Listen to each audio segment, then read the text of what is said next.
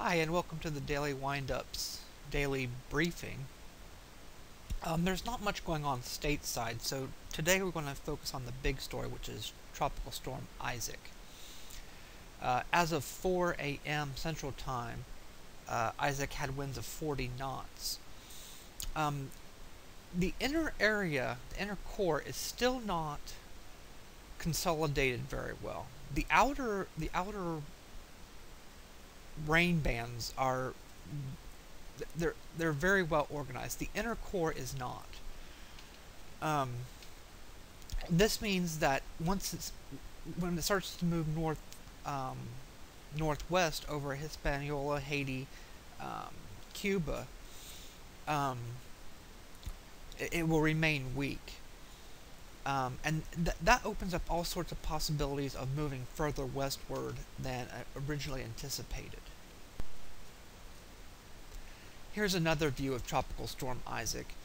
And I wanted to show this because this is incredible for a storm is not that organized in the center. But the outer rain band, or the outer cirrus outflow, is incredible. It looks like a buzzsaw. It's just incredible how organized it is on the outside. On the inside, like I said, it's not very organized at all, and the intensity is kept at 40 knots.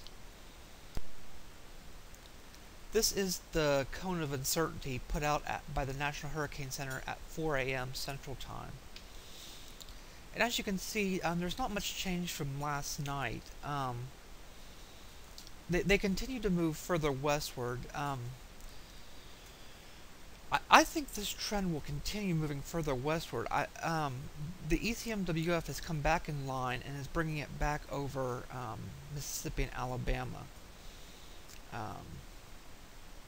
But the initial storm movement is not moving northwestward that much. It's still following mostly a westward motion.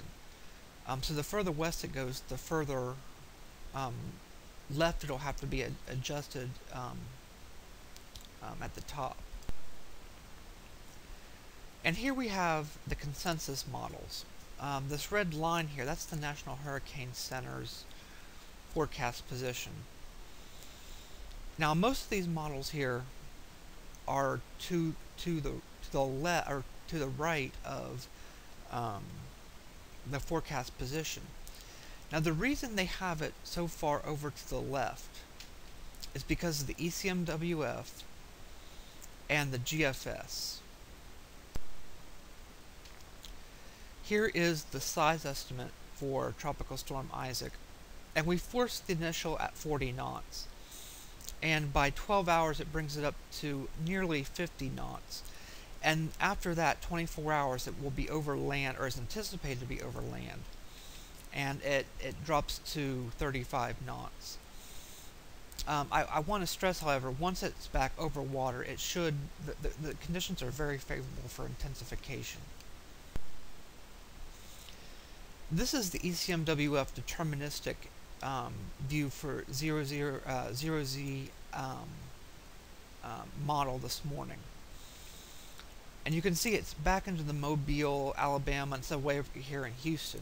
It's back over in line with most of the rest of the models. Still to the left-hand side, but still, it's back in line. Here we have the European ensembles. On the left here, in the middle of all these pinks and purples, you see this blue circle. That is the deterministic view of where this storm will be. The rest of these pinks and purples show where all the other members have their opinions of where the storm will be. And as you can see, there's still a pretty large spread. It's 5 days out, but it's still a pretty large spread. So, I wouldn't let the guard down just yet. Now here is the GFS for 72 hours out, and the reason I wanted to show this has a very weak tropical storm down here by Florida. And then look how far out to the east the high pressure is. this trough is digging down, and there's not much to stop it from going north, at least on the GFS model. And what happens is this high pressure continues to move westward and will push Tropical Storm Isaac westward. Now the question is, how far westward will it push it? Most of the models have it taking in from anywhere from Jacksonville, Pensacola to Mobile to even New Orleans is now in the cone. So we have to watch what's happening here. This is 120 hours out, 5 days, and look at this high pressure on the right hand side, the 588 isohip bar.